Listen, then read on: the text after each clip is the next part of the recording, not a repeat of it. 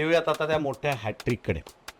पहिला मनीष पांडे, त्याच्यानंतर युसूफ पठाण आणि रायन, तिघांची तू जी काय हजेरी घेतली होतीस त्या दिवशी फक्त, पण मोठी पार्टनरशिप म्हणजे चांगली झाली. ते Manish Pandey was in good touch. असं वाटत नव्हतं की तो आऊट होईल, पण त्यावेळेस काय तुझ्या डोक्यात आलं? म्हणजे मनीषला आऊट करायच्या मागे तू असं प्लॅन काही केलं होतंस की यस मी हा याचा वीक पॉईंट आहे, इथे मी याला खोलू शकतो? नाही, एक एक एक गोष्ट नेहमी माझ्या याच्यात असते जेव्हा मॅच खेळतो तेव्हा, की मॅच सोडायची नाही कधीच. लास्ट रन झाला किंवा लास्ट विकेट पडला ती पण मॅच संपलेली नसते. बरेच वेळा असं पण म्हणतात कोचेस आजकाल की बाबा ह्या बॅटरना थोडीशी नेट लावा, मग तो तिथे छगे मारेल. कारण नेटमध्ये सगळे बादशाह असतात. ते मॅचमध्ये गेल्यानंतर ते प्रेशर त्यांना झेपतच नाही. त्यासाठी काय देशील यांना मंत्र एक छोटासा म्हटलं असते?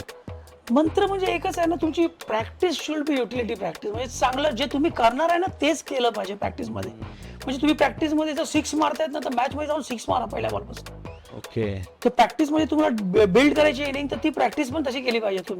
तुम्ही ते जाऊन प्रेशरमध्ये नाही करू शकत. तो प्रेशर तुम्ही प्रॅक्टिसमध्येच घ्या ना सगळाच. ॲज अ बॅट्समन असो बॉलर असो, तुम्ही असं तुमचं प्रोसेस ठेवा की तुम्ही तिथे गेल्यावर डिलिव्हर केलं पाहिजे. ओके.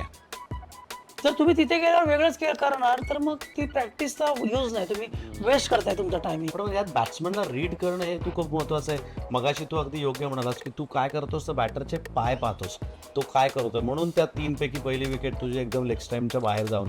तर हे पण तेवढंच महत्वाचं की बॅटर काय करणार आहे याचा अंदाज तुम्हाला घ्यायलाच लागतो. 100% तुमच्या स्किल्स लेवलमध्ये तो पहिला हे आहे की बॅट्समनला रीड करणं महत्वाचं आहे.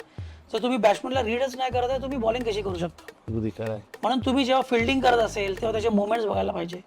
दुसऱ्या स्पिनरला कसा खेळतोय, बॅकफुटवर खेळतोय, फ्रंट फुटवर खेळतोय, फास्ट बॉलला कसा खेळतोय, जास्त कुठे खेळताय, कुठे कम्फर्टेबल आहे, कुठे अनकम्फर्टेबल आहे, या गोष्टी सगळ्या येतात बॉलिंगमध्ये पण. वा. आणि तुम्ही तर मैदानातच असता त्यामुळे तुम्ही जास्त जवळनं आणि व्यवस्थितरित्या पाहू शकता.